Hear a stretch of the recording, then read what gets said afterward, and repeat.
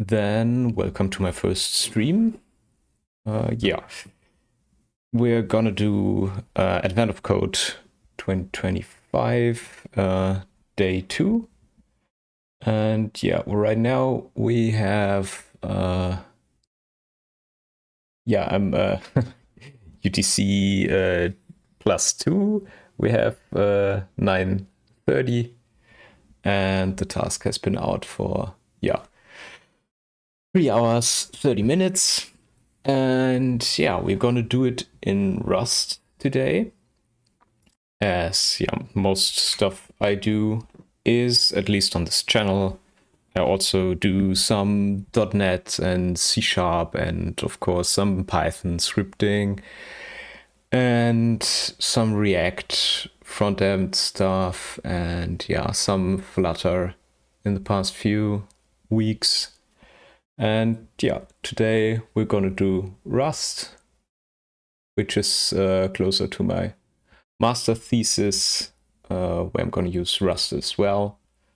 But enough about the context or what I do outside of streaming and creating content. Let's hop into the the task. I'm gonna really quick push my stream into some channels so I get some viewers here. Okay, and I'm back. Yeah, then let's get to the task at hand. Just gonna really quick pop this one over. Okay, so okay, no, it isn't visible for you. That's perfect.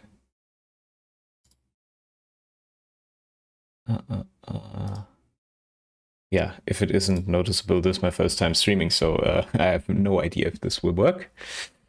Okay, so let's get to the task.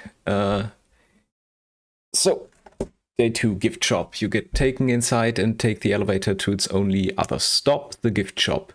Thank you for visiting the North Pole, gleefully exclaims a nearby sign. You aren't sure who is even allowed to visit the North Pole, but you can access the lobby through here, and from there you can access the rest of the North Pole base. As you make your way through the surprisingly extensive selection, one of the clerks recognizes you and asks for your help. As it turns out, one of the younger elves was playing on a gift shop computer and managed to add a whole bunch of invalid product IDs to their gift shop database. Surely it would be no trouble for you to identify the invalid product IDs from them, right? They've even checked most of the product ID ranges already. They only have a few product ID ranges, your puzzle input, that you will need to check. For example, 1111-2020, I'm not going to read out that. The ID ranges are wrapped here for legibility. In your input, they appear on a single long line. The ranges are separated by commas. Each range gives it first ID and the last ID separated by a dash.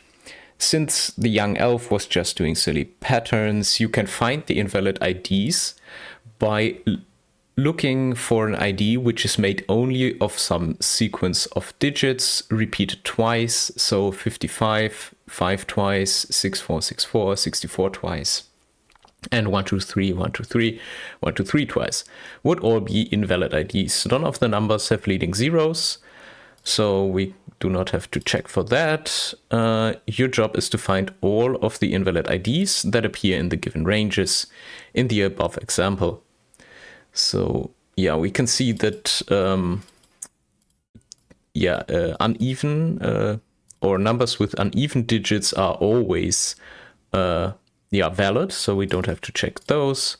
And for all others, we probably can just use the string we get in the input anyways and split it in half and then compare those two splits. And then we have to convert them to numbers and add them together. Yeah. Okay. So, for those who are unfamiliar with Advent of Code, we get the input as a simple text. I can show my puzzle input here is just this range of text. This is actually quite small for advent of code input.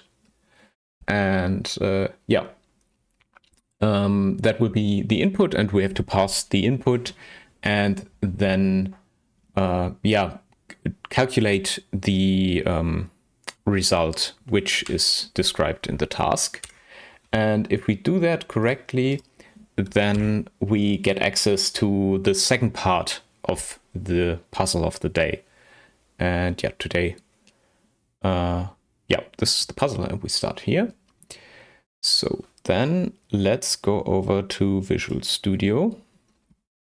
And first let's copy in the puzzle input. Yeah, so this one huge line. And yeah, let me first switch over to the stream again so I can see if anybody's there and saying anything. Not right now, but that's fine. Yeah, so yeah, let me show you what I have here. So yeah, we have a simple main which doesn't do a lot yet. I wrote this code, or the AOC day. I wrote that last year and I copied it over now. And what is here is we have simple trade AOC day, which has get day number and get file path and solve A, solve B, which return options. And then we have the AOC day data struct, which has a day, which is just an unsigned 8-bit number, and with file, which is again a string equal to the file path here.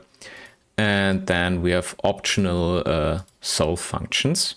These are just optionals, so we can omit them in the beginning, so we don't have to just write a function which doesn't do anything yet. And yeah, here we have some constructors, which this one is just empty, this one is just for A, and this one is for both. And then we have the solve function, which simply reads in the input as a string and then passes it down to the solve functions if they are present, and then prints the result for them.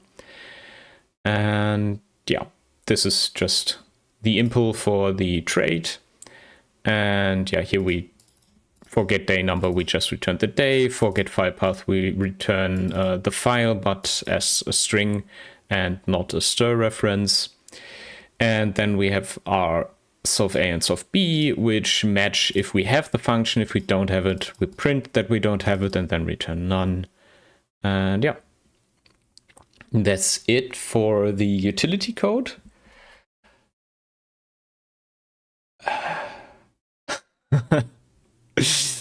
Yeah, I see. I see in the chat right now that ChatGPT solved both parts in 5 seconds.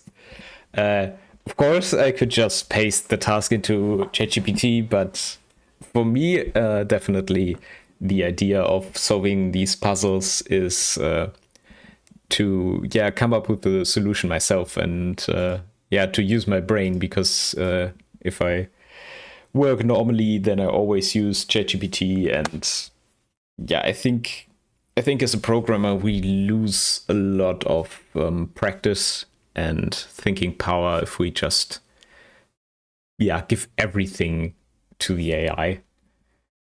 So I think it's a good idea to sometimes solve stuff yourself, but of course copy pasting is very difficult. It's of course I mean, sure. In the future, this is probably going to be a job where everybody will be educated in how to copy paste properly. Yeah, but let's get to the actual solution we want to implement. And before we do that, I quickly have to check my repository from last year. On how I use this, because I'm pretty sure that I created a vector or an array. Yeah, exactly. Okay, so we have our AOC day here, and we see we're gonna create the AOC day data structs, and these implement the AOC day. So we can simply create a vector. We probably don't need to annotate the time, but let's do it for GitHub. AOC day data,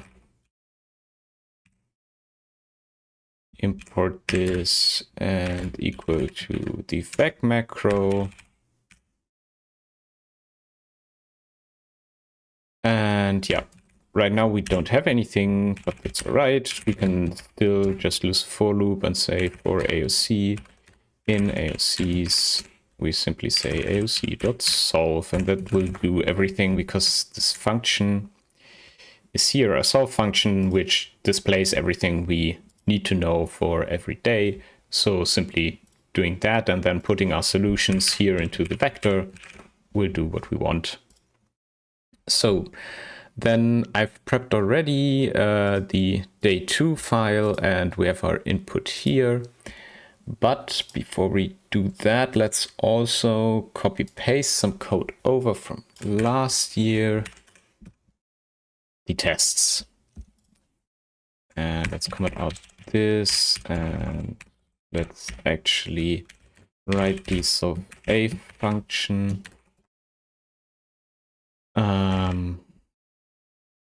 Let's quickly check the AOC day again. We have to write a function which is, here, a function that takes in a string reference and returns an I64.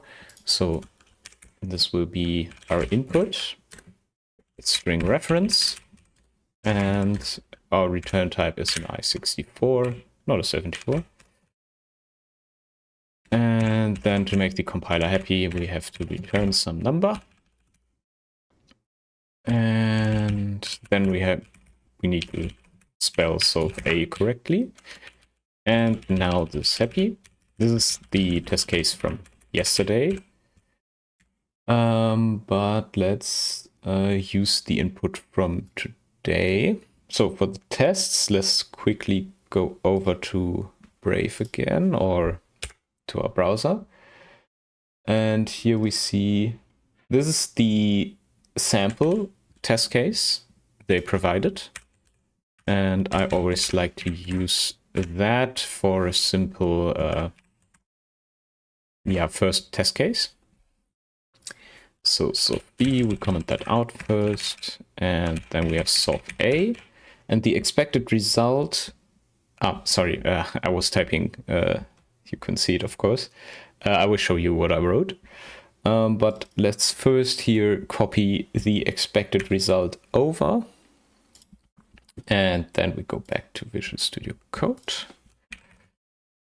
And this is the expected result. And here what I type is just, I simply copied the input they provided into the string. We have to remove the line wraps because our actual input won't have \n, no line breaks in it. And yeah, so we pass the test input here into a function, and this is what we expect. Now, let's go over what we actually want to do. So we have a test input, and we first want to split that input on commas. And after that, we are going to map each entry. Let's call it entry. And what we're going to do now is we're going to split the entry again on the dash. Now what we have now is we have an iterator of these entries, and in that we have I think split returns an iterator, returns a split. Okay, so we have a split which returns, which contains these entries, and then now in those splits we have a split which contains this entry and this entry. So then let's make this a whole function body and use this split. We always know we're gonna have 2 entries in here.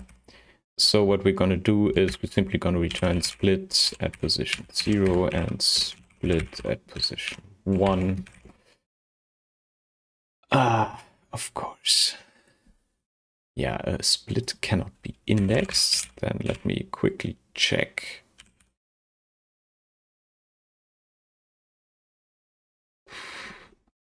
Oh, I have to Google that, how we can do that.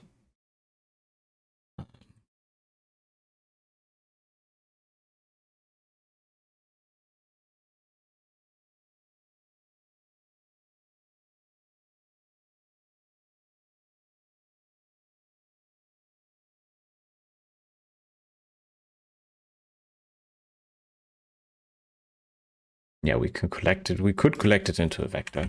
Let's just simply do that. So we collect it into a vec. Or I think those are, yeah, those are string references. And now we should be able, yeah, to index into it. So now we have our strings. Let's call that entries. Gonna be uncreative today. And let's also collect this into a vec. But this is a vec of answer and answer. But let's actually create a... no, not necessary to create a struct for that. So we have our entries. And now what we need to do is check each entry we have here and check if they are, yeah, if they are even. And if they are even, we have, or their length is even, then we have to split them in the middle and compare the left and right side. Sorry, I just see the chat.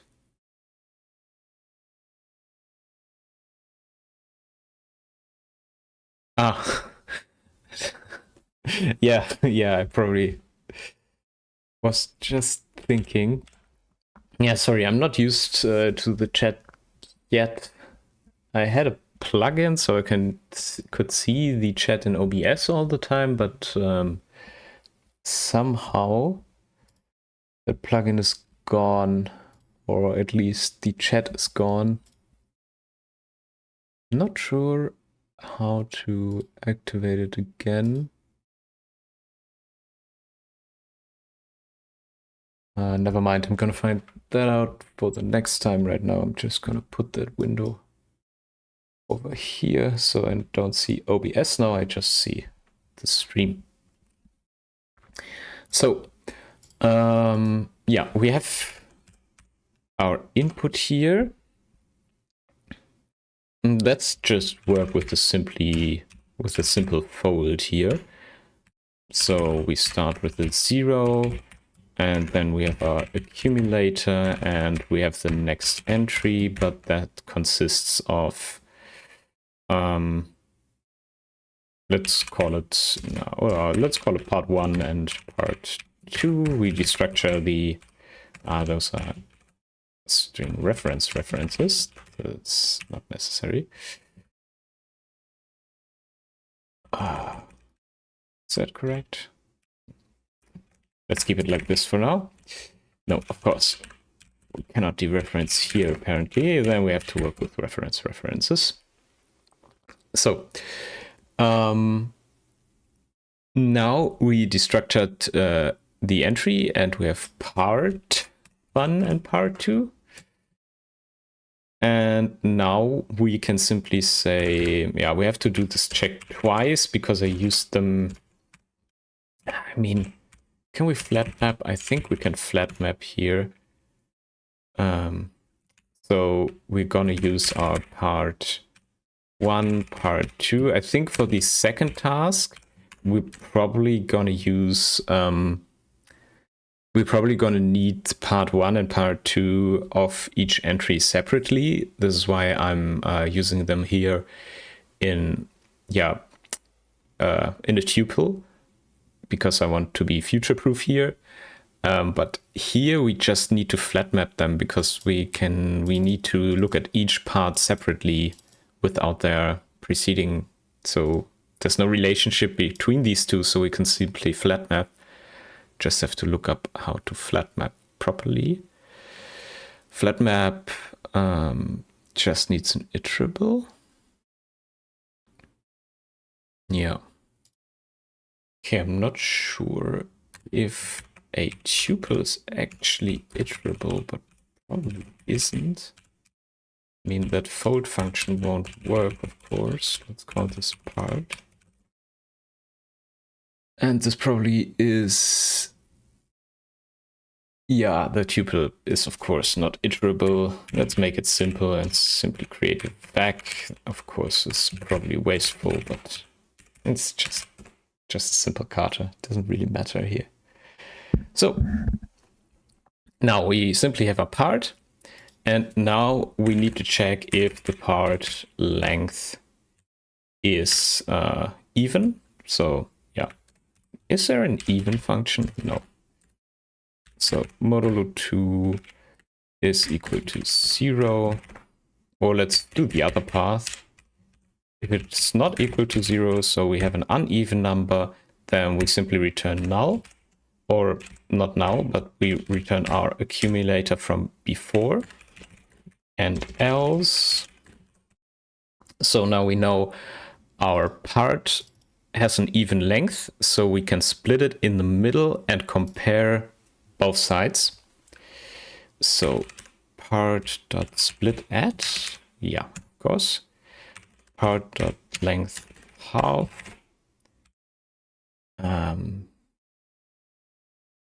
Yeah, of course, it still expects a return. Let's return the accumulator here for now. Then we have our split here again.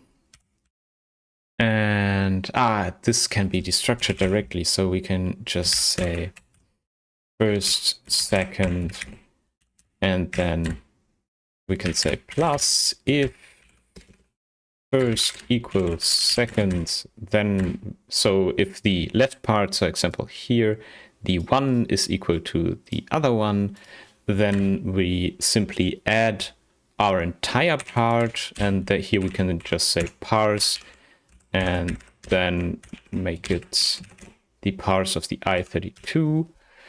And now this is an optional because it could fail, but we just say it can't fail. And we just unwrap it. And then we have to use an else and simply put a 0 here. And now this will always return the accumulator. And this will return the accumulator plus, if first and second are equal, the entire number, so example here, the 11, parsed as an I32, unwrapped, and if first and second are not equal, then simply a 0 is added, so the accumulator is not changed, and we simply return that. This is almost enough. We now simply need to sum this. Wait, we're already summing this, we're getting the accumulator. This doesn't make sense. This is already the result we're expecting. But I just realized this is an I32, and expecting the size to just get bigger, we probably need an I64. Otherwise, we get an overflow at some point. So let's change it here. And then let's simply return that. Morning, Filthy Dan. Nice to see you. No, Rust. Rust has an implicit return. So let's make an example function. So we always have to say if a function returns anything. So example, if we want to return an I32, we have to mark it here.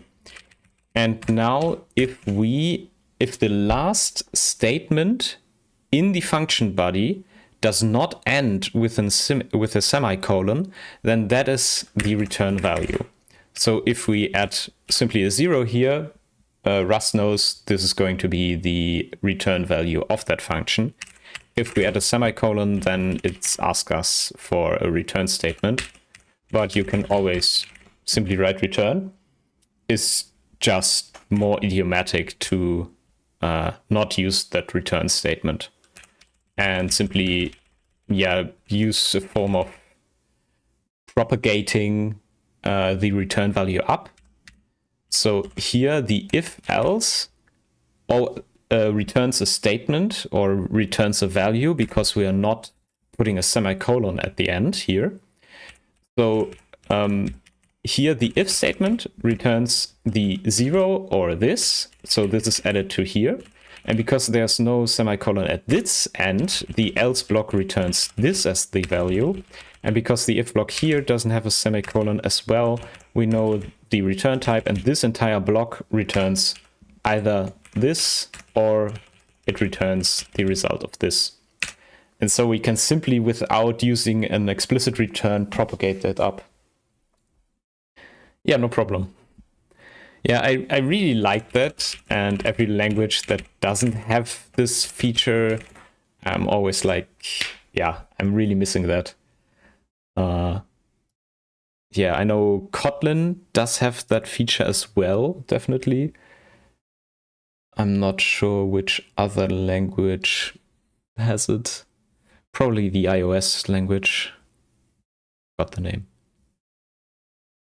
Ah, okay. So we're currently only get 33. That is definitely not what we want. How could we get 33?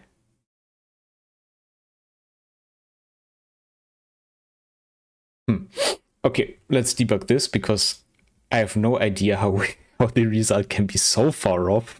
Like, we have 33 and the actual result should be like way higher. So there must be a huge mistake in here.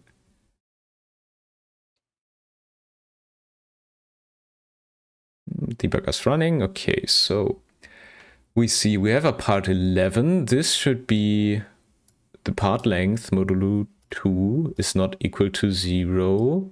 This should be this shouldn't be the case because 11 has a even length, yeah. So we get here, and then we have first and second, which is 1 and 1. Yeah, that's also all right. And then we parse the entire part, which is the 11. And then we add that to our accumulator. So if we get to this breakpoint again, then the accumulator should have a value of 11, which is true. Then we split it again. We do the same thing again. Now we need to add 22, so it should be 33. Now we have 95. This shouldn't work, so 33 again. Yeah, 115 shouldn't work either, so let's skip that again. 998. Is this? No, this is also not the case. Not the case. No. No.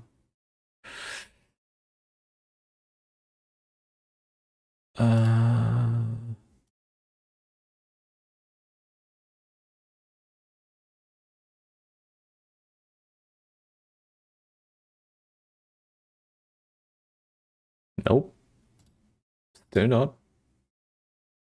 Okay, let's quickly go over to the advent of code page again, and let's check what numbers they expect. So they say that we're gonna have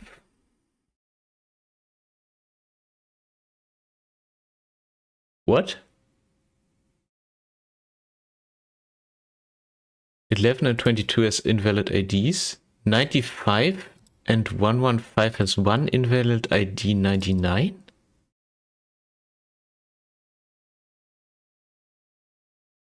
Am I having a stroke?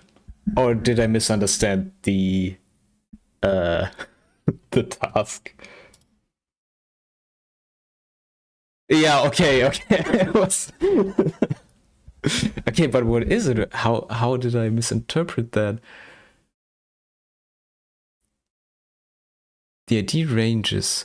The ID ranges, of course. We have to iterate the entire range. Yeah, in the range, yes. Okay.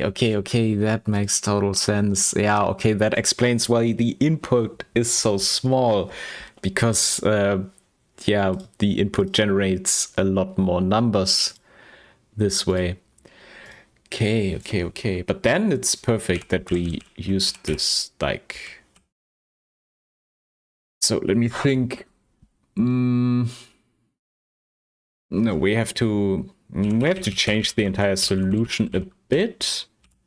We can't return strings from here, or we could return strings. Yeah, it's probably easier if we still return strings, but what we have to do here is we have to create a range. So let's add the start and the end here. And then we can simply say start ... equals end. In Rust, this will generate a range from the start to the end with the end included. That's what the equal sign means. And then now the compiler's still not happy with us, because now... yeah, we'll probably... Now, this return type can't be right. I think we should redo a vector. Yeah, I think we should simply return a vector of strings. Let's not be future proof here. Let's simply flat map this.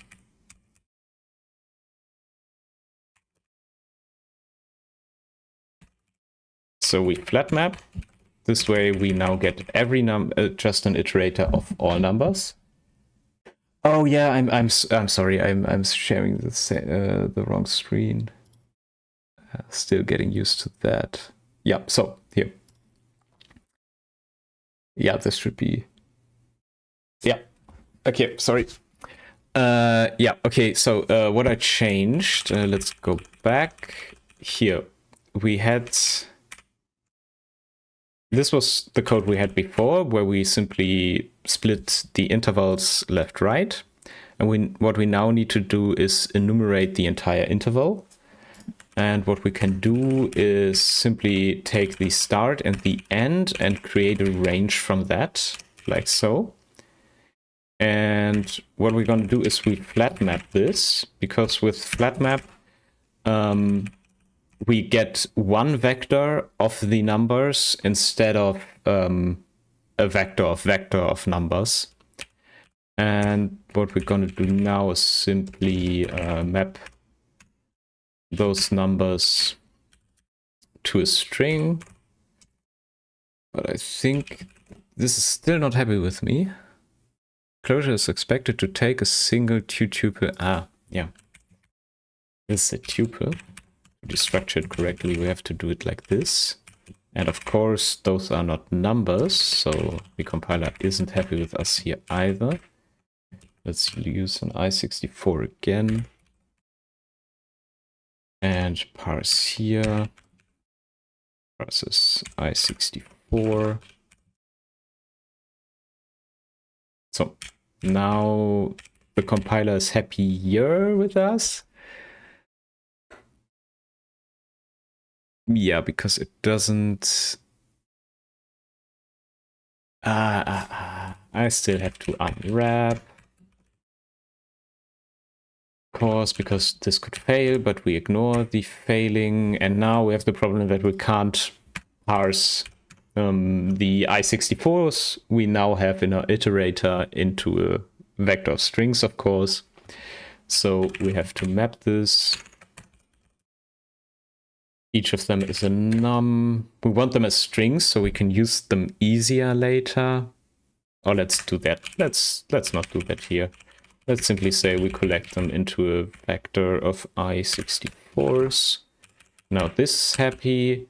This flat map is now unnecessary. We can simply fold into the accumulator and the part we have. And now we need the part as a string. Is there to string? Yes, there is to string. So now we have to replace the part string here and here. And also here. And now we don't have to use the parse here because we already parsed and we still have the part. We can simply add the part here. And this is probably... Nope.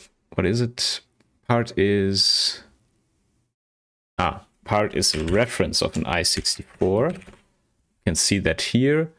And we of course need to dereference it, which will lead to a copy of the I64, but because it's just a number, it's fine to copy it. That's no problem. So now we can run the test again and pray that we understood it correctly and the test is finishing. Yeah, green, which is perfect. Let's ignore here to make the compiler output easier to read. What is it? Ignore unused.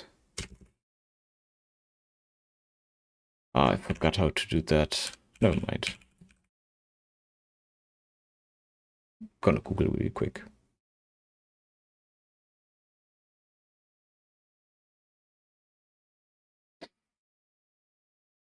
Rust ignore unused.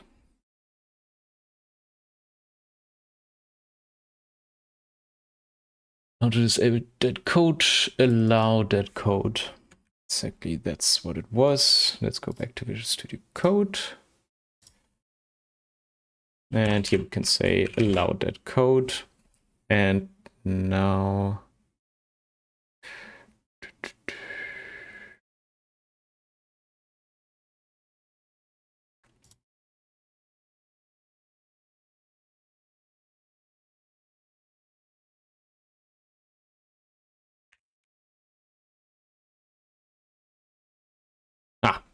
this is working perfectly. So if we run the test again, we still see the same result, but we don't get the warning because of the dead code. We're going to use the dead code later. It's just warning because we aren't using some constructors of the AOC day. So now we have our working solution for A. Now what we need to do is simply create our wrapper for this day. At least that's how I implemented it. So we're gonna create a function day2 which returns AOC day data. And then we say AOC day data solve A, and the day we currently have is 2, and the file is under resources /day2, and we simply want to solve A here, but this is an answer, but it needs a owned string because otherwise it can't enforce lifetime of this function.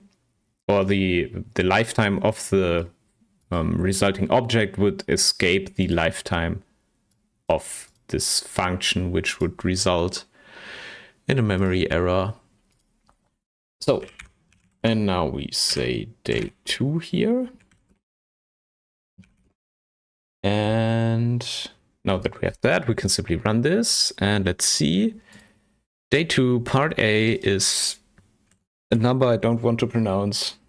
And then let's go over to AOC again. and submit it. And that's the right answer. You're 1 gold star closer to decoding the North Pole. Decorating, not decoding. So now that that is done, let's get over to part 2. The clerk quickly discovers that there are still invalid IDs in the ranges in your list. Maybe the young elf was doing other silly patterns as well. Now, an ID is invalid if it is made only of some sequence of digits, repeated at least twice. So 1, 2, 3, 4, 1, 2, 3, 4, 2 times 1, 2, 3, 4, and 1, 2, 3, 1, 2, 3, 1, 2, 3, 3 times. Those are all invalid IDs. Okay, now, as always, we have the same input and we get more invalid IDs. Okay. So let's simply start by copying this over, or at least let's extract that. Extract into a function. Let's call it prep input. Now we have our entries, and let's now create the B function which we need.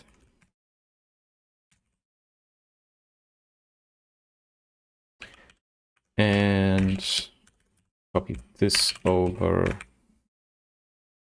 So now, actually we can use this as well. But now, how to detect the patterns? Sorry, I again forgot to switch over to code. Yeah, I simply extracted this prep function from our solve A function, so we can reuse it here in solve B. And then I recognized that we actually can use the fold again because we have to sum again.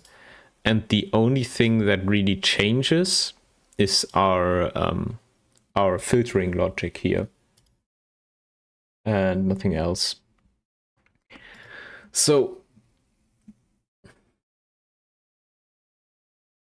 I'm currently thinking about how to do this properly. Let's look at the question again, because that's what I'm doing right now. Okay, so invalid if it is made only of some sequence of digits repeated at least twice. Okay, so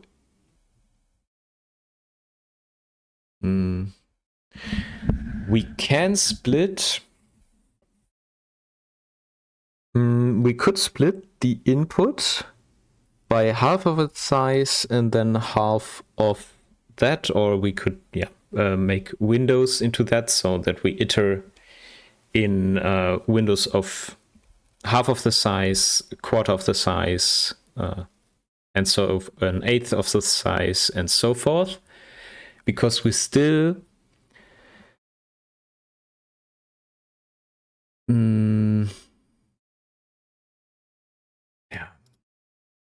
so let's write something down. I'm switching back to Visual Studio Code.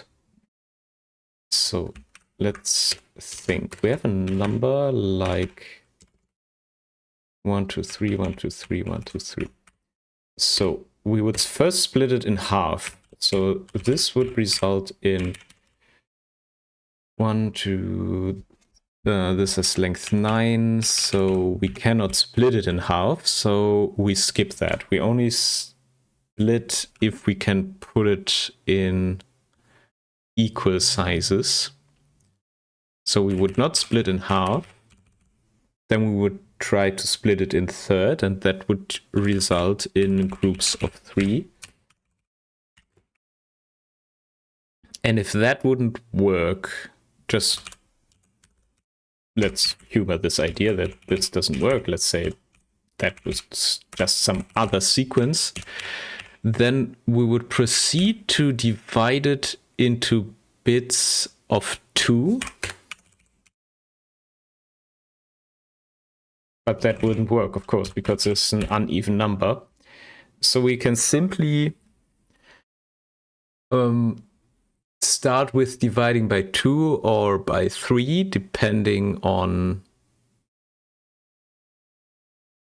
the size. I think because we have to make the most checks in the smallest interval, we should start with the biggest, so dividing it into 2 bits or 3 bits and then 4 bits or 3 sizes of 3. And then we can fold over it and get our solution like that.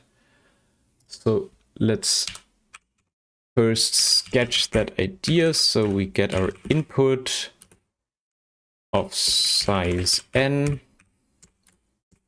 If n is even, do something and do something else if n is odd. Yeah. It's all good, compiler. No need to worry.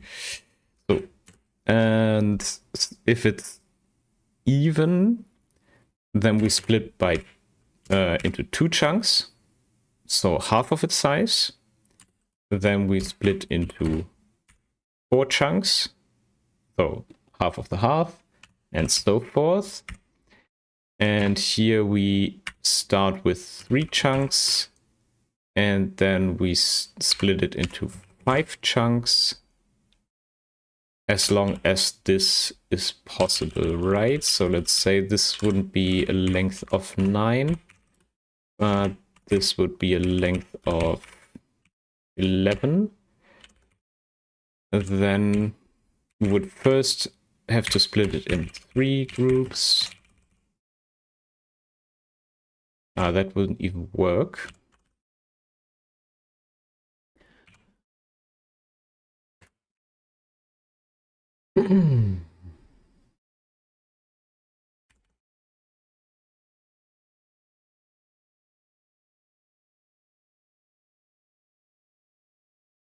So groups of 2, of course, won't work. So this number can only be groups of 1. We now have to check every number, but we already had to do that. Yeah, we have to check if we can divide it by the number we have until the divisor is equal to our length. And then we simply check each number. That should work. Yeah, I'm not sure if what I'm saying makes any sense to anyone listening, but it makes sense to me, kinda.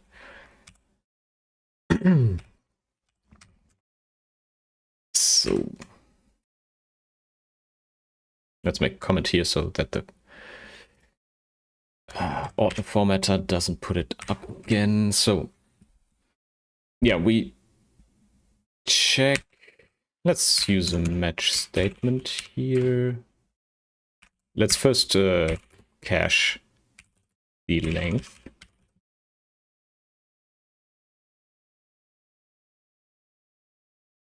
So, and then we match over the length. Kind of makes sense. Okay, that's good.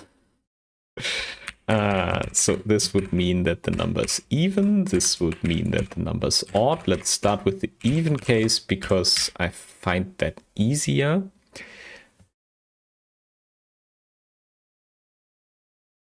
Yeah, see you next time. I'm gonna be back tomorrow. Gonna post when exactly on Instagram or something. See you then. So this is an even number. Why is he even? It's non-exhausting. Only a compiler can think that that is not.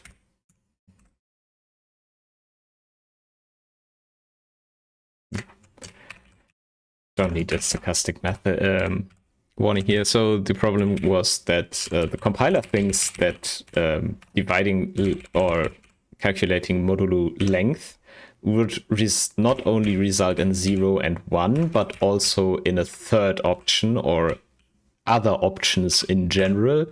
And we just used the wildcard here to catch anything and panic in that case, because how could it be? I'm not sure if Rust uses the mathematical modulo where you can get negative numbers. But either way, the compiler just thinks that this results in an I32 probably, and then the I32 can be many different things, not only the 0 and the 1. So that's why it's not happy with us here. So, okay, let's get back to the logic. So we first do the same we did down here. But let's write a little function that doesn't care about the length of our input. So it takes is repeating. That's the name of a function, and it returns a boolean.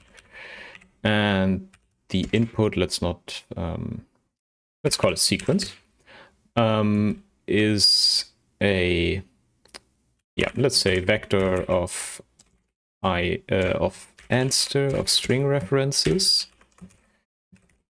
So, and now we simply, do we fold?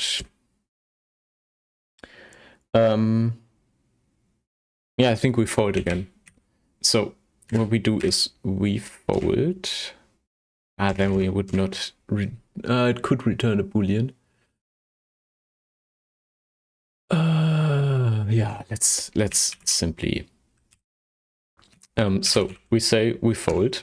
What I'm thinking about is the return value. So we have to, if we fold this, we get the element, but we also have to keep track of our return value. Or we simply say we use an optional here. Would that be possible? No, it wouldn't. There's probably a function for that in the standard library, but I don't know one currently.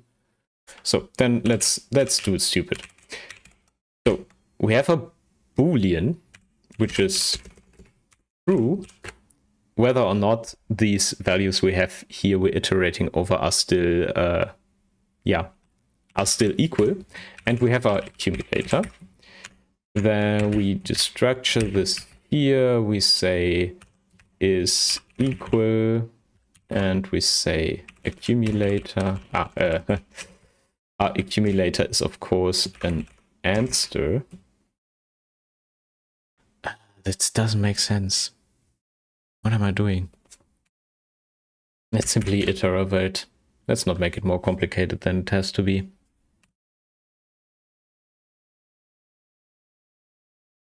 Does a window make sense?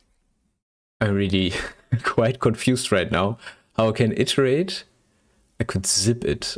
How I can iterate over two pairs always. Because if we know that all two pairs in our iterator are equal, then we know that all of them are equal. But I'm not sure how I can iterate over two elements at the same time in Rust. Just gonna Google it real quick.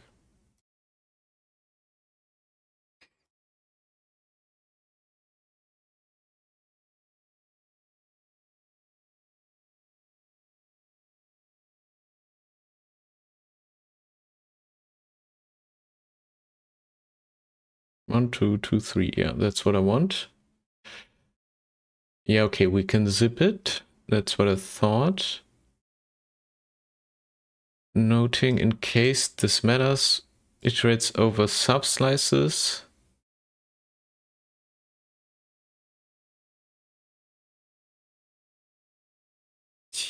Yeah, but doesn't Windows returns an iterator over all continuous windows of length size 2. The windows overlap. Ah, I thought they were non-overlapping.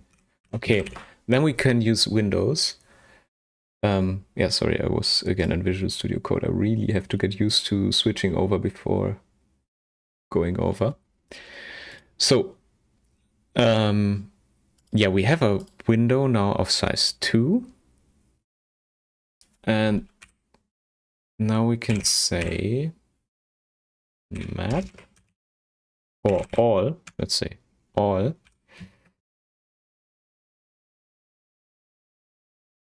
And all first and second. I'm not sure if I can destructure a window like that. Let's call it W. Yeah, we cannot.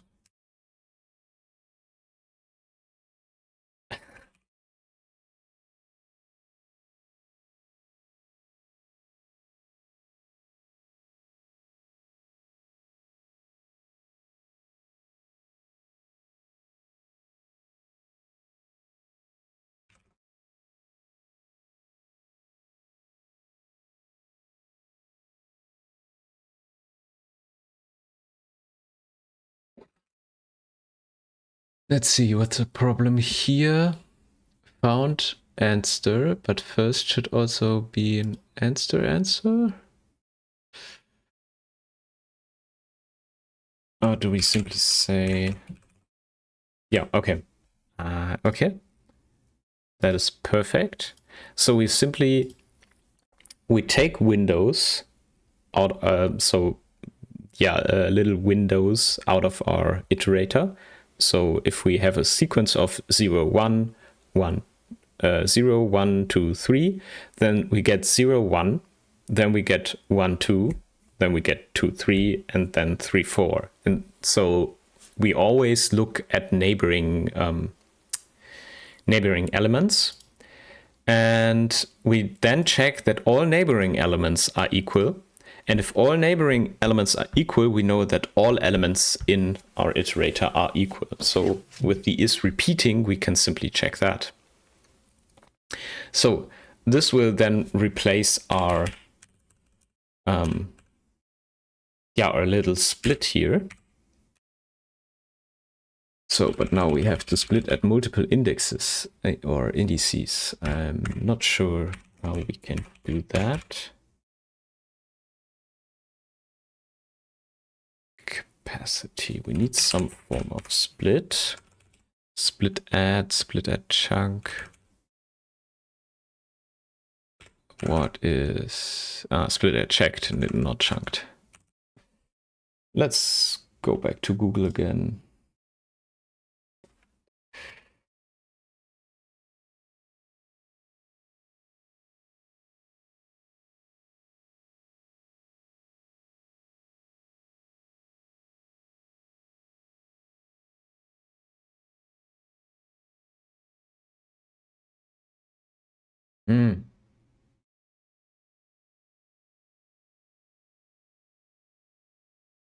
Okay, we can get chunks of that size. Okay, then let's do it like this. We make a for loop,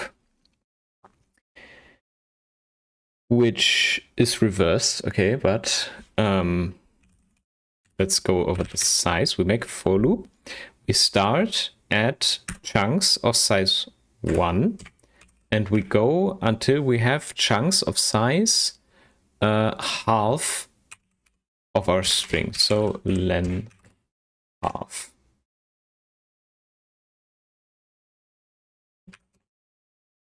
So, and we want to reverse that for efficiency, but let's not reverse it for now. So we have our sizes, and now we need. I forgot to switch over again. I'm so sorry. So, yeah, what I simply did is with size, we iter over this range, and then, yeah, we get the sizes of our chunks. And now let's check if len. Could probably filter this. I'm not sure if we have to wrap it. yeah, filter, and then we say S for our size and S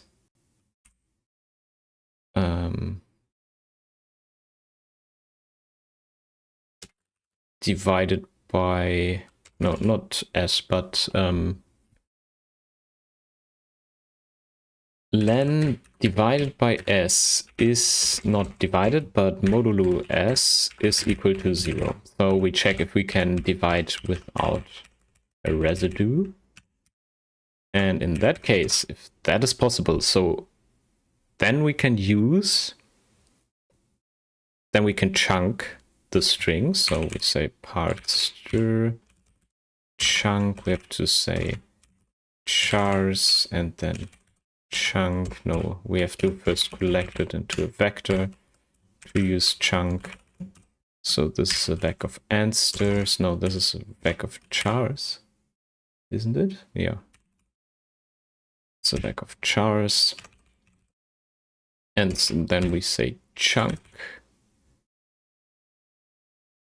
Chunk size returns an iterator over chunk size elements of the client at a time, starting at the beginning of the slice. The chunks are slices and do not overlap. Yes, that's perfect. We don't want them to overlap. Not like Windows, where they do overlap. Then we chunk this into chunks of size.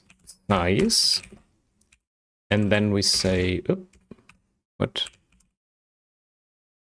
Chunks of size, and then we say all. Yeah, right.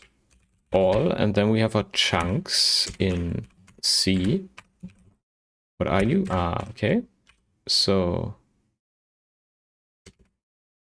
for all chunks, I think now we need windows. So we have our chunks in the iterator, and now we want to compare neighbors again. So we need the windows. Ah, I already wrote that function. That is exactly what is repeating is for. That is why it seems so similar. I already did that. So, and now the problem only is that we said it should be a vector, and it found a bool.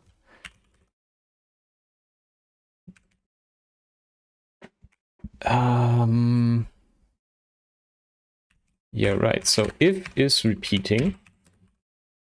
So we know this is a repeating sequence. Then we want to return the accumulator plus our actual part here.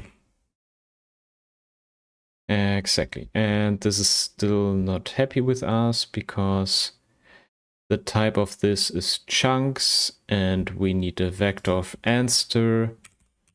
Yeah, let's simply say collect here.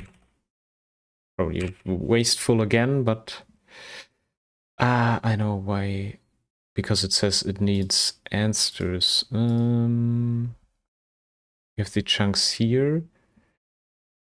So yeah, we could say we could map the C's and say C dot collect, which is iter collect. And then we say we want to collect them into a vector of string, which needs to be an old string because those are new strings. You're not happy? The method called chain collect requires a bound in collect. Of course, this is not a vector of string, it's simply a string. Yeah, okay, so now we have this. Then we should be able to say collect, but takes a closure and a value of type answer cannot be built from an iterator of type string for it.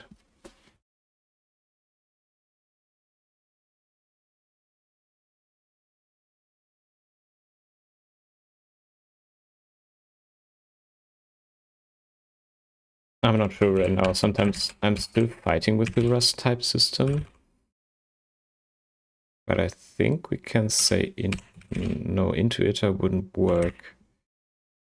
Maybe I know. We can keep it here. That is all right. But what we have to say is probably we have to make a reference out of this. No.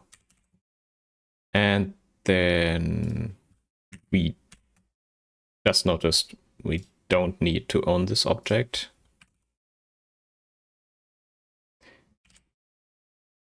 So let's extract this.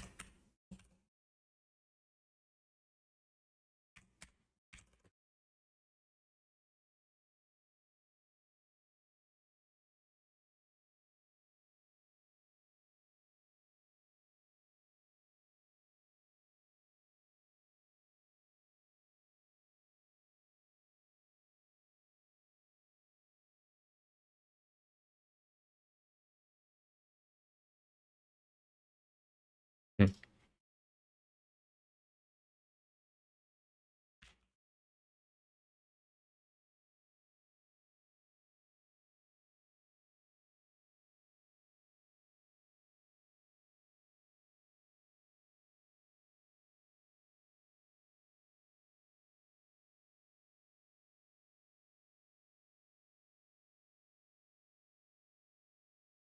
I mean, we can simply just make out of this a vector of strings. As we're only using this function here, there's no need to really, make this future-proof.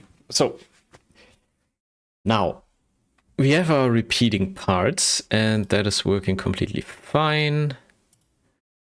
And actually, we can also use this for the uneven numbers. There's no difference here.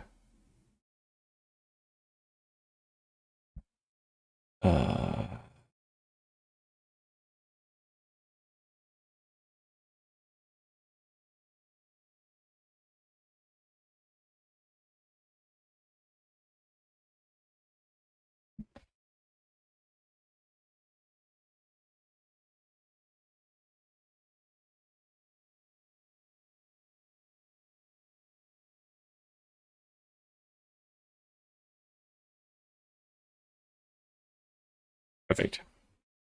Don't need advertisement here. So, yeah, we have is repeating. We can use exactly just what I said. We can use this for the uneven parts as well. It's not as efficient, but it should be fine. We can use delete this down here. So let's think about this again. Just say here. So, yeah, this is of course this clear. The length is just for caching it because we need to use it multiple times. Yeah, we need to use it multiple times. So what we do from 1, everyone has to be checked against 1. We go from length to length half. We always check if we can divide it without residue by the size we currently have, and if that is the case, we use that size, and then we use them as char vector. We make chunks out of them, so of that size, so we always iter over a group like we have up here. So we iter over 1, 2, 3, 1, 2, 3, 1, 2, 3, for example, if we have chunk size 3. And then in the end, we map it to a string. This is just necessary because our isRepeating function can't work with chunks, but needs own strings. And then we collect that to a vector of strings and check if it is repeating. And if it is repeating, we return our accumulator with part added on top.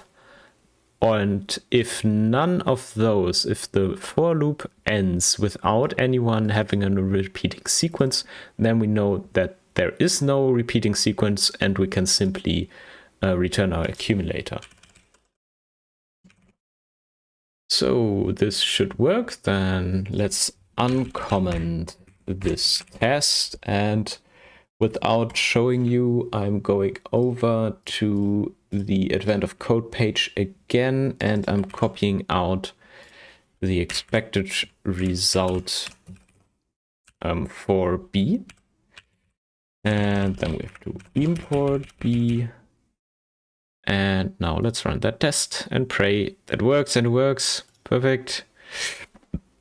Then let's run the main function, and no solution for B was given. I forgot. I have to change this function. We have to now say new, and then we have to say solve B here exactly, and then we can run the main again.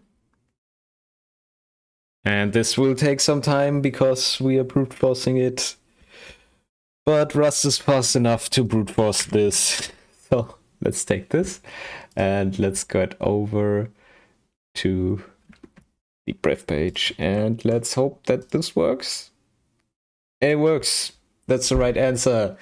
You're 1 gold star closer to decorating the North Pole. You have completed day 2. You can share this victory or return to your advent calendar.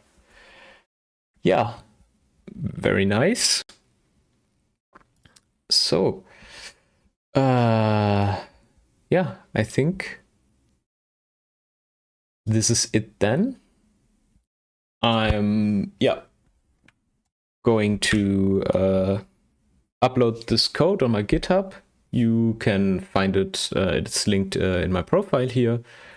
I'm probably gonna repeat this little session tomorrow, hopefully a little bit earlier, but I will post that, I will post that on my Instagram, so you can check out there if you want to visit here again. I'm probably going to do this for the entire Advent of Code event, because it's just, this year it's only 12 days and not the 24 days it is usually. And the funny thing is, the last years I always stopped at around day 12, sometimes at day 10, sometimes at day 12. So I guess I'm not the only one, and the creator the creator decided that it's not worth for him to create these new challenges. Chion, there was a bot here. I deleted the message because it just, it was advertising for cheap viewers. Yeah, I think 12 days is way more reasonable than keeping this up for 24 days. I mean, if you're a content creator, or a main content creator like Primogen or someone like that, then you can probably do that without a problem. But if you're just a normal person that just does this for fun, then I think it's a bit much, 24 days. But yeah, I will wrap it up here. If you watch this on YouTube or rewatch this here, I hope you had fun. And yeah, see you in the next stream. Bye.